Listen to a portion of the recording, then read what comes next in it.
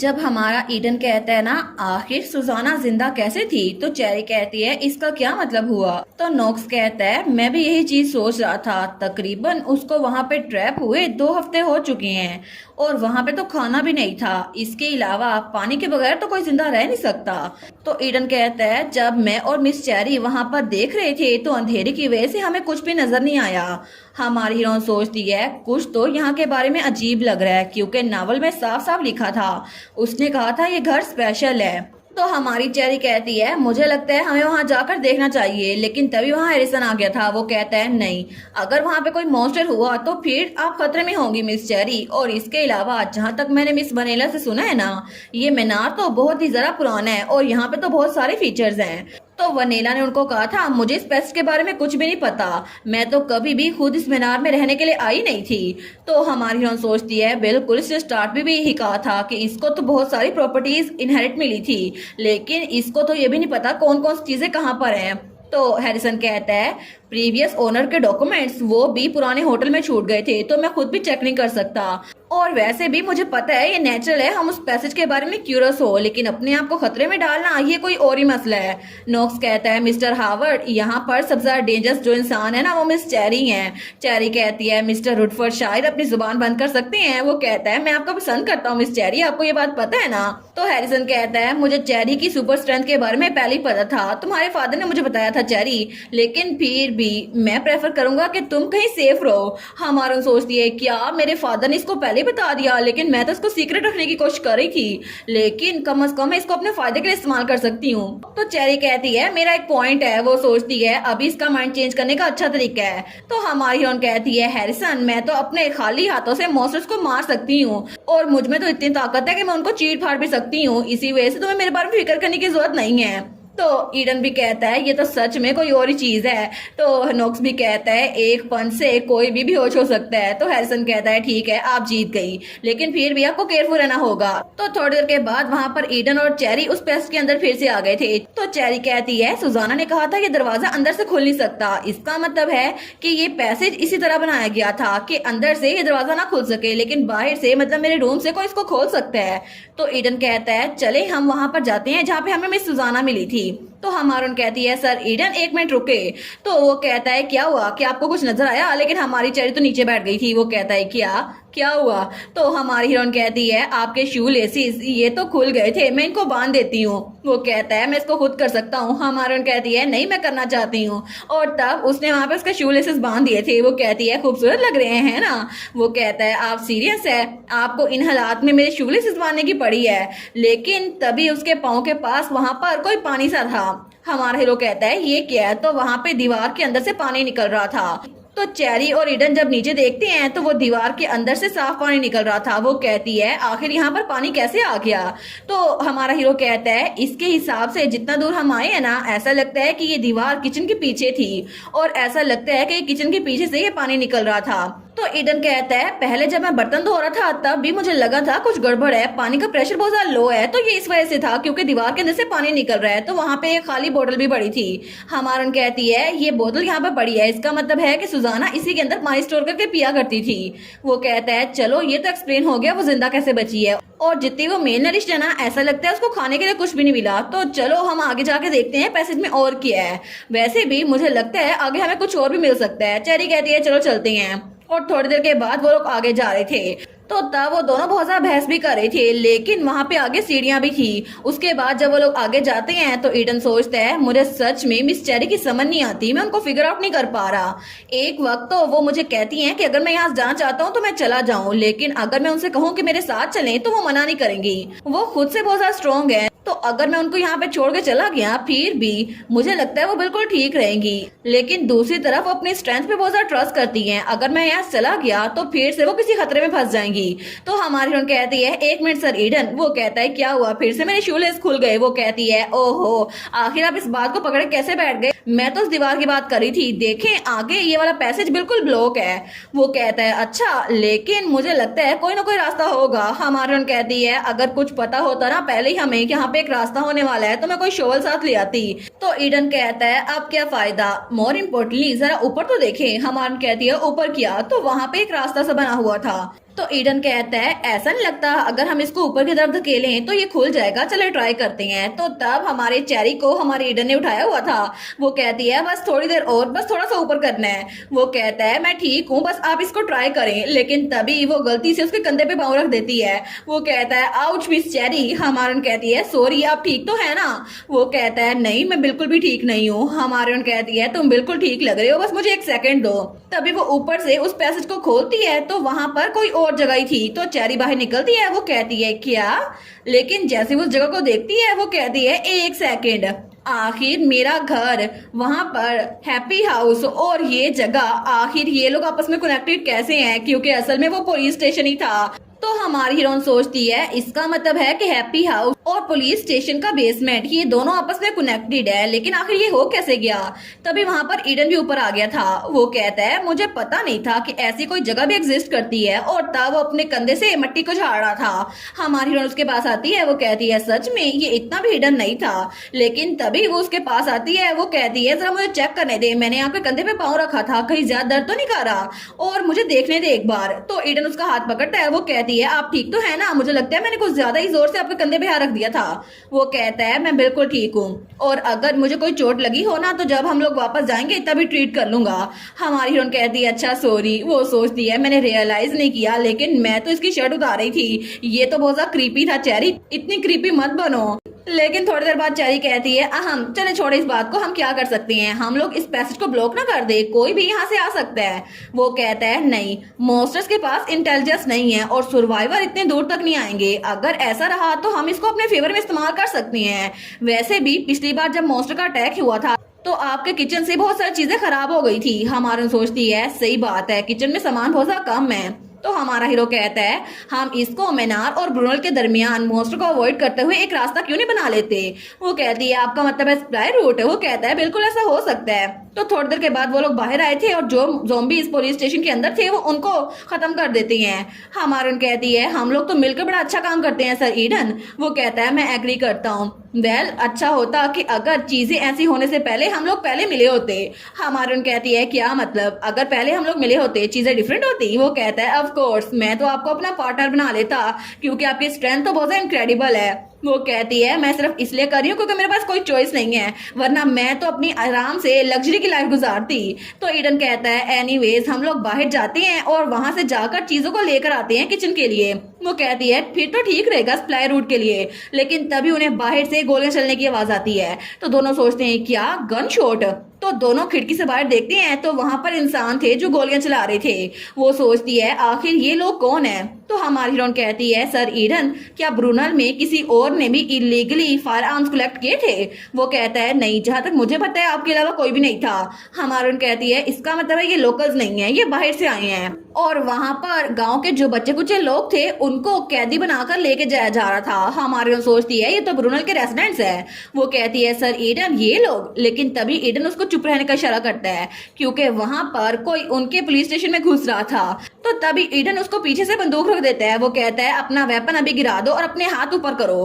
तो वो आदमी कहता है पुलिस ऑफिसर? ईडन कहता है बिल्कुल, तुम्हारी यूनिफॉर्म को देखकर लग रहा है कि तुम रॉयल आर्मी से आए हो, आखिर तुम यहाँ पर क्या कर रहे हो? वो कहता है वेल, जब वो हमारी चेरी को देखता है वो कहता है चेरी सिंक्लेयर, तो इसका मतलब है कि आपके साथ जो होंगे वो जरूर सर ईडन लांचास्टर होंगे। ईडन कहता है देखा मिस चेरी, सबको पता है कि जब भी आपके साथ कोई होगा ना तो वो पुलिस ऑफिसर मैं ही हो सकता हूँ। हमारी कहती है वेल ये तो न्यूज़पेपर में था ना, तो इसलिए सरप्राइजिंग नहीं है लोग को पता हो। तो तब वो कहता है सर ईडन प्लीज अपना वेपन नीचे करें, मैं आपका दुश्मन नहीं हूँ। हमारा हीरो कहता है आखिर मैं तुम पे ट्रस्ट कैसे करूँ? वो कहता है मुझ पे यकीन करे, मैं ब्रूनल में आपको लेके जाने के लिए आया था। हमारा सोचती है अच्छा, ओरिजिनल स्टोरी में क्राउन प्रिंस ने बहुत सारे लोग को भेजा था ताकि वो ईडन को अपने साथ रखे, लेकिन शायद उसने रॉयल आर्मी को भी इसलिए भेजा। लेकिन पहले जो मैंने देखा कि गांव के लोग को कैद करके लेके जाया जा रहा है, ऐसा लगता तो नहीं कि क्राउन प्रिंस ऐसा कुछ करेगा। तो ईडन कहता है कितना अजीब है, तुम्हारा यूनिफॉर्म तो रॉयल आर्मी का है लेकिन तुम्हारी राइफल वो बिल्कुल भी स्टैंडर्ड नहीं लग रही। तो हमारी चेरी सोचती है एक मिनट, क्या इसका मतलब है ये रॉयल आर्मी का भेस लेकर आए हैं? वो कहती है आखिर तुम लोग हो कौन जो यहाँ ब्रूनल में घुस आए हो और तुम लोग सर ईडन को ढूंढ रहे थे? वो कहता है नहीं नहीं, वो हम नहीं थे, जो बाहर लोग किसी को किडनैप करके लेके जा रहे हैं ना वो हम नहीं थे। असल में किंटन से बहुत सारे लोग आए हैं जो सिविलियंस को स्लेव बनाकर कैद कर रहे हैं। हम लोग तो सिर्फ ब्रूनल में खाना तलाश करने के लिए आए थे, इसके अलावा सर ईडन को ढूंढने के लिए जब हम पे अटैक हो गया तो हमने पीछे से फायरिंग की। तो चेरी सोचती है अच्छा तो कुछ ऐसा हुआ था, इसका मतलब है कि किंटन कैंप से कुछ फोर्सेस आई थी और रॉयल आर्मी भी आई थी, तो दोनों का आपस में सामना हो गया और दोनों ने एक दूसरे पे गोलियां चलाई। लेकिन रॉयल आर्मी वो भी क्या पता इम्पोस्टर्स हों, और मुझे लगता है किंटन कैंप के लोग उनका मेन गोल भी खाना इकट्ठा करना और मैन पावर इकट्ठी करना है, तो हम इसके साथ बाद में डील कर लेंगे। तो हमारी चेरी कहती है मैं सर ईडन को तुम्हारे हवाले बिल्कुल नहीं करूंगी, अगर तुम उसको यहाँ से लेके जा सकते हो तो ट्राई करके देख लो। वो सोचती है अभी तक मैंने उसको जिंदा रखा हुआ था, उसकी बॉडी के अंदर एंटीबॉडीज और जो एंटीवायरस बनाने के लिए बहुत ज्यादा इंपॉर्टेंट है, मैं उसको जाने नहीं दूंगी। हमारा ईडन कहता है मैंने रियलाइज नहीं किया था मिस चेरी कि आप मुझे इतना पसंद करती हैं। हमारा ईडन कहती है मैं आपको पसंद नहीं करती सर ईडन, मुझे बस आपकी बॉडी चाहिए। तो वो दोनों थोड़ा फ्लिंच होती हैं। हमारा हीरो कहता है मुझे लगा नहीं था कि आप इतनी परवर्ट है, लेकिन तभी वहां पर गोली चलती है और उस आदमी के पीठ पे जाके लगती है, वो वहीं पर मर गया था। तो ईडन कहता है मिस चेरी नीचे हो जाए, तो वो गोली बाहर से किसी ने चलाई थी। तो ईडन कहता है आखिर किसी और टाउन के लोग इस टाउन पे हमला क्यों कर रहे हैं, लेकिन तभी वो आदमी वहां पर गिरते गिरते भी कहता है नहीं सर ईडन हमें आपको उसे देना ही होगा। तो चेरी कहती है सर ईडन भागे, लेकिन वो जाते जाते सोचता है उससे आखिर वो है कौन, किसकी बात कर रहा था ये।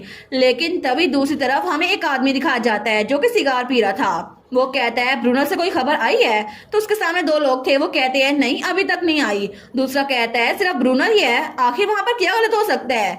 तो वो आदमी कहता है सिर्फ ब्रूनल, ब्रूनल में और भी बहुत लोग हैं। और उसके सामने वहां पर न्यूज़पेपर पड़ा था जहां पे चेरी और ईडन की फोटो छपी हुई थी, वो हमारी चेरी के भी पीछे था। वो कहता है आई गेस तुम लोग को थोड़ी ज्यादा मेहनत करनी पड़ेगी। और दूसरी तरफ हमारा ईडन और चेरी दोनों बड़ी मुश्किल से भागकर वहां पर बेसमेंट में एक बार फिर से आ गए थे। तो चेरी कहती है ये लोग किंटन से थे जो कि सोल्जर्स को मार रहे हैं, है ना। तो ईडन कहता है ऐसा लगता है ये लोग यहाँ पर गांव में मॉन्स्टर्स का खात्मा कर रहे हैं, लगता है ये ब्रूनल को टेक ओवर करने की कोशिश कर रहे हैं। तो चेरी कहती है क्या हम लोग उनके टाउन पे कब्जा करने से पहले उन पे स्ट्राइक ना करें। वो कहता है ये बेस्ट रहेगा, हमने वैसे भी अंडरग्राउंड पैसेज ढूंढ ली है, तो ये हम अपने फायदे के लिए इस्तेमाल कर सकते हैं और मुझे लगता है कि हम लोग उनका शिकार कर सकते हैं। हमारी हीरोइन कहती है क्या शिकार, इसका मतलब है मैं यानी कि मैड लेडी ऑफ अबंडेंट मीनार और आप मैड डॉग ऑफ बेंटन। वो कहता है बिल्कुल मुझे भी ऐसा लगता है, हमारा कपल बहुत ज्यादा परफेक्ट है, हम लोग अच्छे पार्टनर बन सकते हैं। तो चेरी उठते हुए कहती है चलें फिर अच्छा रहेगा, हम उनको रेगरेट करवाएंगे कि वो यहाँ पर आए क्यों गए, तो हम लोग मिल के काम करते हैं। तो तभी वहां पर उनका लैंप वो पड़ा हुआ था लेकिन उसमें ऑयल खत्म हो गया था। तो ईडन कहता है आपको पता है हमें इतना अच्छा काम करता हुआ देखकर मैं सच में सोच रहा था कि आप पहले मुझसे मिली होती, मैं आपको अपना पार्टनर बना लेता। वो कहती है वेल अगर हम लोग पार्टनर्स बनने ही वाले हैं ना, कम से कम हम दोनों में से किसी को तो सेम रहना पड़ेगा, क्योंकि दो क्रेजी लोग वो तो एक तरह से फंक्शन कर ही नहीं सकते। वो कहता है ठीक है अब चलते हैं। लेकिन थोड़ी देर के बाद हमारी हीरोइन वो ईडन को घूर के देखती है, तो ईडन भी बिल्कुल सीरियस हो गया था क्योंकि ईडन ने चेरी को उठाया हुआ था और वहां पर उनके लैंप का ऑयल खत्म हो गया था, इसी वजह से ईडन उसको लेकर जा रहा था। वो कहती है मैं खुद से चल सकती हूँ। ईडन कहता है नहीं आगे से कुछ नजर नहीं आ रहा, मुझे सच में लगता कि आपको नीचे चलना चाहिए वरना आप गिर जाएंगी। तो हमारी चेरी सोचती है आखिर उस लैंप का ऑयल अभी क्यों खत्म होना था। तो ईडन कहता है ऑनेस्टली स्ट्रेंथ के हिसाब से तो आपको मुझे कैरी करके लेके जाना चाहिए मिस चेरी, लेकिन मैं एक जेंटलमैन हूं ना इसलिए मैं अलाउ नहीं करूंगा। तो चेरी कहती है फिर बस मेरा हाथ पकड़ो और मुझे चलने दो। वो कहता है नहीं मैं फिक्रमंद हूँ कि आप फिर से गिर जाएंगी। चेरी कहती है क्या तुम मेरे बारे में फिक्र कर रहे हो, अपनी फिक्र करो, क्या तुम्हें पता नहीं है रॉयल आर्मी के लोग तुम्हारे लिए आए थे, वो तुम्हें लेके जाना चाहते हैं और किसे पता वो किस फ्रैक्शन से बिलोंग करते हो। तो हमारा हीरो उसको नीचे उतार देता है। वो कहता है उन्होंने अपने आप को रॉयल ट्रूप्स के तौर पर डिस्गाइज किया था, तो मुझे लगता है उनको पता होगा रॉयल फैमिली मुझे ढूंढ रही है। तो हमारी हीरोइन सोचती है या फिर वो ईडन को इसलिए टारगेट कर रहे हैं क्योंकि उनको पता है इसके अंदर एंटीबॉडीज हैं। तो वो ईडन को घूर के देखती है। वो कहती है सर ईडन क्या हो कि अगर इस दुनिया के सेफ होने तक आप यहीं पर रुक जाएं। वो सोचती है अगर कोई और इसको लेने के लिए आ गया तो हम लोग वैक्सीन नहीं बना पाएंगे, और अगर ये यहाँ से चला गया और वैक्सीन ना बनी तो एंटीवायरस बनेगा ही नहीं, इसलिए मैं सच में चाहती हूँ यहीं पर रहे। और मैंने इसको बस इसलिए यहाँ पर रुकने की इजाजत दी थी क्योंकि यहाँ पर बिल्कुल सेफ है और नेस्टली यहाँ पर इसका रुकना कितना रियश्योरिंग होगा ना। तो तभी हमारा ईडन वो स्माइल करते हुए कहता है मिस चेरी क्या आपको मेरी जरूरत है। तो चेरी कहती है क्या? तो ईडन तो बड़ा स्माइल कर रहा था। हमारी हीरोइन सोचती है देखो मेरा दिल फिर से धड़क रहा है। वो आगे जाते हुए कहता है अब चले वापस चलते हैं, मुझे लगता है कि हमें कल सुबह होते ही टाउन को अपने कंट्रोल में लेना होगा। और तब उसका हाथ पकड़ के लेके जा रहा था। तो चेरी तो ब्लश कर रही थी। वो सोचती है एक मिनट, आखिर हमारी बातचीत इस रूप में कैसे चली गई? मैं इससे फ्लर्ट थोड़ी ना कर रही थी। लेकिन उसके बाद हमें अगली सुबह का सीन दिखाया जाता है जहां पर वहां एक और आदमी अपनी राइफल पकड़े बैठा था और वो एक मॉन्स्टर का निशाना बांधता है और थोड़ी देर बाद उसने निशाना लगा दिया था। वो सोचता है डैम इट, आखिर यहाँ पर इतने मॉन्स्टर आ कैसे गए? मॉन्स्टर तो एक चीज है लेकिन आखिर वो सोल्जर्स वो पता नहीं यहाँ पर क्या कर रहे थे। मुझे लगता है कि वो भी ब्रुनल पे कब्जा करना चाहते हैं क्योंकि ये जगह बहुत ज्यादा सेफ हो सकती है। अगर बाहर के सारे रास्ते बंद कर दिए जाए तो यहाँ पर पहाड़ों की वजह से और नदी की वजह से ऐसा लगता है कि ये सर्वाइवल कैंप बन सकता है। और अगर ये सारी जगह सेफ हो गई तो एल के लिए अच्छा होगा। और एल ने भी कहा था कि नोबल्स और अपर क्लास के लोगों का टाइम खत्म हो गया है चार्ली, हमें इस जगह पे कब्जा हासिल करना होगा, ये पावर हमारे हाथ में होगी। इसी वजह से ब्रुनल पे कब्जा कर लो और अगर कोई रेजिस्ट करे तो उसको जान से मार डालो। वो सोचता है अगर मुझे एल का फेवर लेना है तो इसका मतलब है मुझे ब्रुनल को कब्जा करना ही होगा। लेकिन तभी वहां पर उसके सर पे कोई राइफल रखता है। वो कहता है अपना वेपन नीचे गिरा दो और वो था जोसे। तो वो आदमी सोचता है क्या ये कहां से आ गया? जोसे कहता है अपने हाथ अपने सर के पीछे रखो, अगर तुम्हें अपने सर पे गोली नहीं मरवानी तो वो ऐसे ही करता है। तो जोसे कहता है क्या हम इसको मार नहीं सकते? अगर ये जिंदा रहा तो क्या पता ये फिर से वेपन उठा ले। तो हैरिसन कहता है नहीं, चेरी के ऑर्डर को फॉलो करो और यहाँ पे काम रहो। तो जोसे कहता है ठीक है मिस्टर हार्वर्ड, ऑनेस्टली आप तो सिर्फ मिस चेरी की फिक्र करते हैं। और उसके हाथ में एक रुमाल था जिसपे चेरीज बनी हुई थी। और दूसरी तरफ हमें एक क्लॉक टावर का सीन दिखाया जाता है जहाँ पे हमारी हीरोइन और हीरो थे। तो चेरी वहां दूरबीन से देखते हुए कहती है ऐसा लगता है कि हैरिसन और जोसे उनका प्लान कामयाब हो गया। और वो दोनों वहां पर चेरी का हैंकरचीफ उसका झंडा बना के लहराते हैं। तो हमारा हीरो कहता है मिस चेरी आखिर आपको ये हैंकरचीफ मिले कहाँ से? वो कहती है ये तो बचपन में जब मैं क्रिकेट खेला करती थी ना तब मेरे मॉम और डैड ने बहुत सारे बनवाए थे, मेरे पास तो पूरा पैक पड़ा हुआ है, आपको चाहिए तो बताना। तो ईडन कहता है लगता है आपके पेरेंट्स आपसे बहुत ज्यादा प्यार करते थे। तो हमारी हीरोइन थोड़ा फ्लिंच होती है। वो कहती है कभी कभार बहुत ज्यादा प्यार करना भी इंसान को स्लो बना देता है, अगर चीजें थोड़ी और बेहतर होती ना तो शायद मैं इतनी स्लो ना होती। तो वहां पे दूसरी साइड पे वनीला और एमी उन्होंने भी झंडा लहरा दिया था। तो हमारी हीरोइन और हीरो स्माइल करते हुए कहते हैं अब हमारी बारी है, अब फाइनल सिग्नल का इंतजार करो क्योंकि अब बाकी लोग को हमें हराना है। तो वहां पर कुछ लोग छुपे हुए थे जो कि आर्मी के लोग थे। वो कहती है ठीक है हमारी बारी है। तो हमारा हीरो स्माइल करते हुए कहता है ऐसा लगता है कि आज के दिन मैं अपना थोड़ा गुस्सा उतार सकता हूँ। और दूसरी तरफ वहां पर एमी कहती है क्या हम लोग भी क्लॉक टावर की तरफ चले मिस वनीला? तो वनीला कहती है जैसा कि मिस चेरी ने कहा था हमें कंफर्म करना होगा कि फेक सोल्जर्स वो वहीं पर जा रहे हैं। तो सारे के सारे वहां पर क्लॉक टावर की तरफ जा रहे थे लेकिन तभी वहां उन्हें गोलियां चलने की आवाज आती है। तो वनीला कहती है लगता है ये स्टार्ट हो गया, चलो हम भी चलते हैं। तो हमारी हीरो ने तो अपने कान ढांप लिए थे। वो सोचती है मुझे पता था कि एक पुलिस ऑफिसर है लेकिन इसको ऐसे देखना, ये तो गोलियां चलाते हुए बड़ा स्माइल कर रहा है। और वहां पर तो ईडन हवा में फायर कर रहा था ज़ॉम्बीज को अपनी तरफ अट्रैक्ट करने के लिए। तो हमारी हीरो सोचती है मैं समझ सकती हूँ कि लोग इसको मैड डॉग ऑफ बेंटन क्यों कहते हैं और ये गन फायर करते हुए स्माइल कर रहा है। तो तभी वो एक पत्थर उठाती है। वो कहती है चलो अब उसने अपना काम कर दिया, अब मेरी बारी, क्योंकि मैं उनको दिखाऊंगी कि मैं क्या कर सकती हूँ। लेकिन तभी वहां पर जो लोग छुपे हुए थे ना नीचे वाली बिल्डिंग में, वो सारे के सारे उस जगह पर कब्जा करने के लिए आए थे ब्रुनल में। वो सोचते हैं इस तरह तो ये जगह भी बिल्कुल सेफ नहीं रहेगी, यहाँ पर भी ज़ॉम्बीज़ इकट्ठे हो जाएंगे। लेकिन आखिर ये पुलिस ऑफिसर गोलियों की ऐसी बरसात क्यों कर रहा है? तो ईडन तो हवा में गोलियां चलाई जा रहा था और उसको देखते ही वहां पर बहुत सारे ज़ॉम्बीज़ भागते हुए क्लॉक टावर की तरफ आ रहे थे। वो सोचता है इनकी आवाज सुनकर तो सोल्जर्स और मॉन्स्टर्स सारे के सारे इकट्ठे क्लॉक टावर में जमा हो जाएंगे। अगर ये सब कुछ ऐसे चलता रहा तो चीजें और ज्यादा बदतर हो जाएंगी। तो वो अपने साथियों से कहता है हम सबको आगे जाना होगा, क्लॉक टावर के इर्द गिर्द जमा हो जाओ। लेकिन तभी ऊपर से कोई पत्थर आता है बहुत ज्यादा जोर से और उनके पास गिरता है। तो जमीन में तो छेद हो गया था। वो कहता है क्या ये एक रोक है? लेकिन आखिर इतनी ऊपर से ये रोक फेंका किसने, मुझे ये ना बताना। तो वो पत्थर हमारी हीरोइन ने फेंका था। वो कहती है देखा मैंने तुम्हें बताया था ना मैं फेंक सकती हूँ, है ना, देखो वो ग्राउंड में जाके लग गया है। तो ईडन कहता है गुड वर्क मिस चेरी। तो वहाँ पर नीचे जो फेक सोल्जर छुपे हुए थे वो चिल्ला कहते हैं मॉन्स्टर्स, कैप्टन मॉन्स्टर आ रहे हैं, जल्दी हमें बचाएं। और दूसरी तरफ वहाँ पे जोशी और हैरिसन उस आदमी को पकड़ के ले आए थे। तो जोशी कहता है वाह, मुझे यकीन नहीं होता, हालांकि मैं अपनी खुद की आंखों से देख रहा हूँ, लेकिन क्या ये पॉसिबल है भी? इन्होंने तो सारे के सारे मॉन्स्टर्स को और सारे इंसानों को हरा दिया है।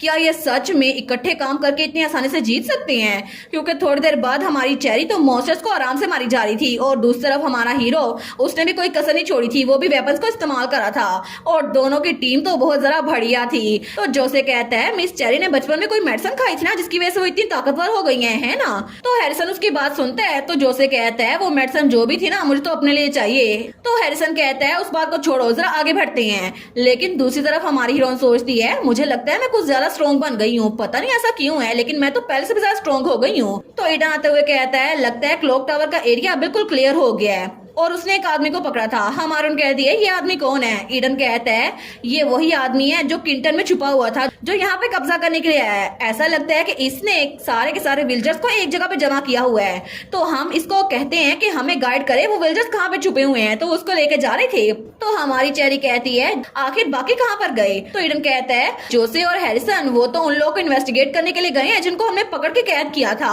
तो ईडन कहता है और मॉन्स्टर्स के बारे में क्या? हमारन कहती है लगता है जरा बचे नहीं है, लेकिन तभी उनकी तरफ एक मॉन्स्टर भागता हुआ आ रहा था। तो ईडन कहता है मिस चेरी बच के, लेकिन तभी उनके पास वो जो आदमी खड़ा था ना, वो मॉन्स्टर उसको निगल जाता है, और तभी उसने उस आदमी की जान ले ली थी। हमारी हीरोइन और ईडन उसको देखती हैं, लेकिन तभी उस मॉन्स्टर पे कोई गोलियां चला देता है। वो थी वनीला।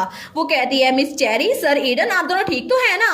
वो कहते हैं हम ठीक है, लेकिन ये मॉन्स्टर पता नहीं आ कहां से गया। तो वनीला कहती है जो लोग यहाँ पर बाहर से आए थे ना, किसी मॉन्स्टर ने उनको काट लिया था इसी वजह से। चेरी सोचती है कि तो बहुत ज्यादा क्लोज था, अच्छा हुआ उसने हमें नहीं काटा। तो तभी एमी कहती है आखिर ये आदमी था कौन जिसको इस मॉन्स्टर ने खा लिया है? तो हमारी हीरोइन कहती है मुझे यकीन नहीं होता ये ऐसे मर गया, ये तो उन लोगों में से था जो यहाँ पर गांव पे कब्जा करने के लिए आए थे। तो ईडन कहता है इसने मरना डिजर्व किया था, इसलिए बुरा महसूस मत करें। तो वनीला कहती है हाँ वैसे भी इस विलेज में इनके क्राइम के बहुत सारे एविडेंस है। तो तभी एमी उसको गले लगते हुए कहती है मोर इम्पोर्टेंटली लेडी स्वीटनेस, आपने तो बड़ी मेहनत की है, आपने तो सच में बहुत ज्यादा काम किया है। हाँ मारून कहती है तुमने भी अच्छा काम किया एमी। तो तब वो कहती है मैं तो सोच रही थी आज रात मैं आपके साथ ना सो जाऊं मिस चेरी। तो ईडन कहता है नहीं तुम उसके साथ नहीं सो सकती। तो एमी कहती है लेकिन क्यों, आप होते कौन है हाँ या ना बोलने वाले? वो कहता है मिस चेरी तो रात को बड़े खराटे लेती हैं, इसी वजह से उनको अकेला ही सोना होगा। वनीला कहती है तुम्हें कैसे पता, क्या तुम दोनों एक कमरे में थे? अगर उस लॉयर को चल गया ना हैरिसन को, तो फिर यहाँ पर तो मर्डर का केस भी आ जाएगा। चेरी कहती है हाँ हो ही ना जाए, चलो जाके विल्जर्स को बचाते हैं। और थोड़ी देर बाद वो लोग उस जगह पर आए थे जहाँ पे विल्जर्स को कैद करके रखा था। तो तभी चेरी दरवाजा खोलती है और सब लोग वहाँ आए थे। वो कहती है क्या सब लोग ठीक है, हम लोग हेल्प करने के लिए आए हैं। वो लोग कहते हैं आखिर तुम लोग यहाँ कैसे पहुंच गए? हमारी हीरोइन कहती है मैंने सुना था कि किंटन के लोगों को यहाँ पर कैद करके रखा गया है, इसी वजह से हम बचाने के लिए आ गए। तो तब बाकी लोग उसकी रस्सियां खोल रहे थे। तो वो बूढ़ा आदमी कहता है तुम लोग को भाग जाना चाहिए, पता नहीं वो कब वापस आए।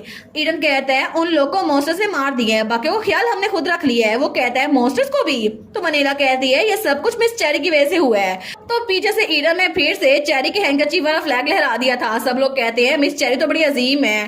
तो चेरी कहती है ओ प्लीज सबने मेरी हेल्प की है, मैंने अकेले खुद कुछ भी नहीं किया। वो लोग कहते हैं thank you so much miss cherry, हमें सच में नहीं पता हम आपको कैसे रिपे करें। तो दूसरा कहता है अगर आप चाहती हैं कि हम कुछ करें तो प्लीज हमें बता दें, और वैसे भी आप हमारी सेवियर हैं, अगर आप हमें कुछ भी कहेंगी तो हम करेंगे। हमारी हीरोइन कहती है ये तो बहुत ज्यादा हो गया, लेकिन सबको काम तो करना पड़ेगा। तो वो उनको गांव में रहने के लिए और वहां पर सब मौसम से बचने के तरीके बता रही थी। वो कहती है यहाँ पर सबको अपने अपने हिस्से का काम करना पड़ेगा। लेकिन जिस वक्त चेरी सर्वाइवर से बात करी थी तो सारे लोग सर्वाइवर्स के पास थे, लेकिन दूसरी तरफ उसी वक्त पुलिस स्टेशन में टेलीफोन की घंटी बजती है, मगर उस फोन कॉल को उठाने के लिए कोई भी नहीं था, और वो फोन कॉल कैपिटल से आ रही थी।